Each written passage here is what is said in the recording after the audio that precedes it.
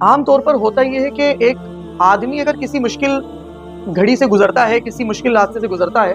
تو وہ یہ چاہتا ہے کہ میرے بعد والے راستوں سے نہ گزرے۔ وہ عام طور پر لوگوں کو بتاتا ہے، نصیحتیں کرتا ہے کہ اس طرح میرا یہ تجربہ رہا ہے، آپ ایسی غلطیاں مت کرنا، دوسروں کو ان تکلیفوں سے بچانے کی کوشش کرتا ہے۔ یہ قابل تعریف شخص ہے۔ لیکن دیکھنے میں ایسا آتا ہے کہ جس طرح کے معاملات خواتین کے ہیں، عورتوں کے جس طرح کے معاملات ہیں، ایک عورت جب وہ بہو بن کے کسی گھر میں جاتی ہے، کیونکہ ہمارا سماج بالکل ظلم کا ایک یہ سمجھ لیجیے ظلم و تعدی کا عادی ہو چکا ہے بالکل۔ تو جب وہ بہو بن کے کسی گھر میں جاتی ہے ایک نوجوان لڑکی، تو وہ جو ظلم 20-25 سال تک سہتی ہے جب تک کہ وہ خود ساس نہ بن جائے، تو اور جو نندوں سے وہ